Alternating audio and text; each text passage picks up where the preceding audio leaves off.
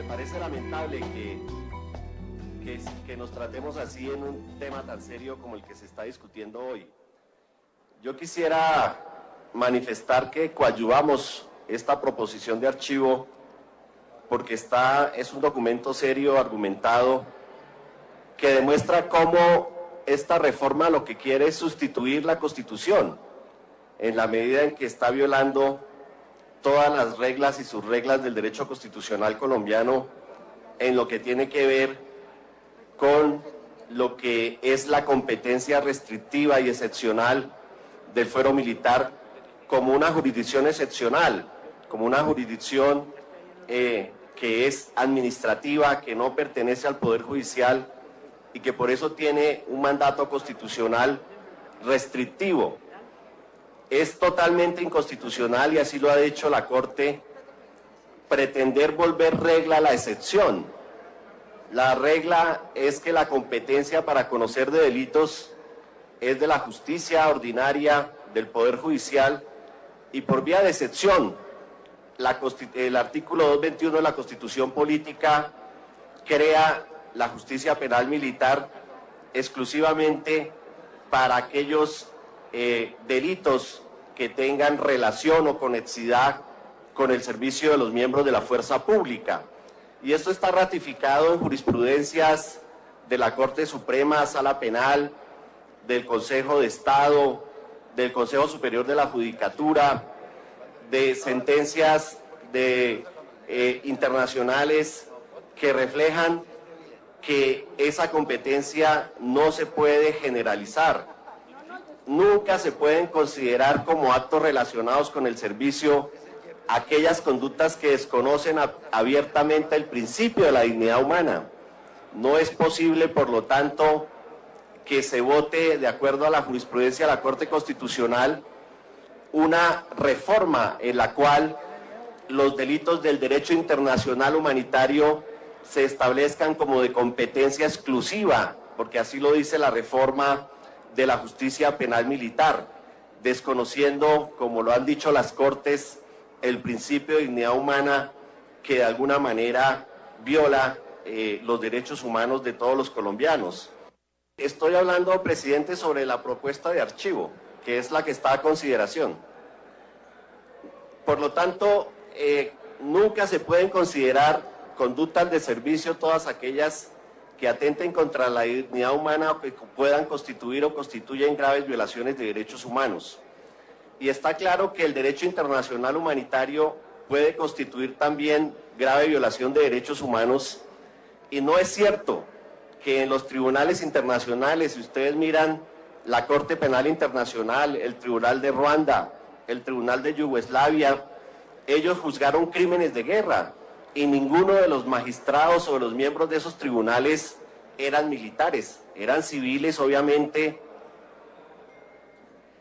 con formación en derecho internacional y en derecho internacional humanitario, pero la Corte Constitucional también ha dejado claro que todo lo que tenga que ver con derecho internacional humanitario, con graves infracciones al derecho internacional humanitario, debe ser competencia de la justicia ordinaria. Es importante también mirar cómo se ha establecido por el Consejo de Estado en la sección tercera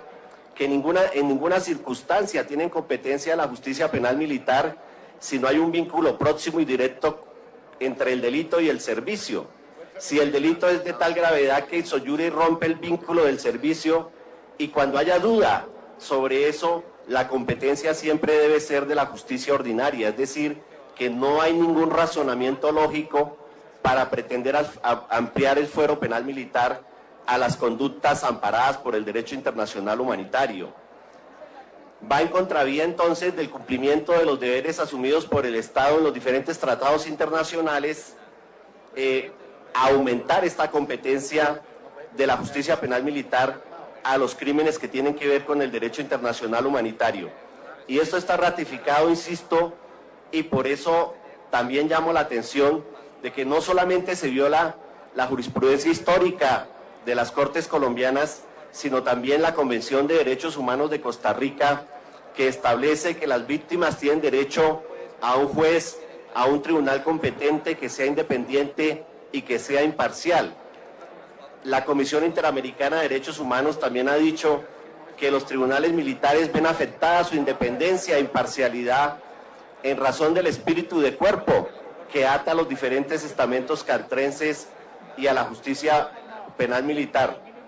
Todo esto lleva forzosamente a concluir que una reforma de estas pone de presente a la comunidad nacional e internacional que no hay ninguna voluntad de investigar y sancionar los graves delitos. Ojalá nos pusieran atención los ministros que están acá y todos los funcionarios, porque es molesto hablar y con todo el ruido que hay en la sala. Insisto en que esta reforma lleva a concluir que realmente lo que se quiere es que el Estado colombiano muestra una voluntad de no investigar y de no sancionar los graves delitos y las graves faltas hacia el derecho internacional y hacia los derechos humanos. Extender a las bandas criminales, si ustedes miran la Gaceta de octubre y la comparan con la ponencia que hay hoy, ahí no se incluía nada de las bandas criminales. Y el general Palomino, que está acá presente, sabe que las bandas criminales no son actores armados, que tengan la condición de actores políticos o que sean agentes de guerra para que se constituyan en sujetos de derecho internacional humanitario. A mí me parece que esto es un despropósito, viola también sentencias de la Corte Constitucional, y es por eso que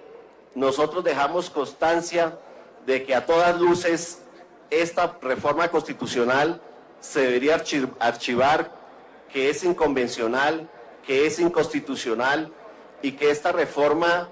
es y constituye un retroceso a los avances que ha tenido Colombia en la lucha contra la impunidad,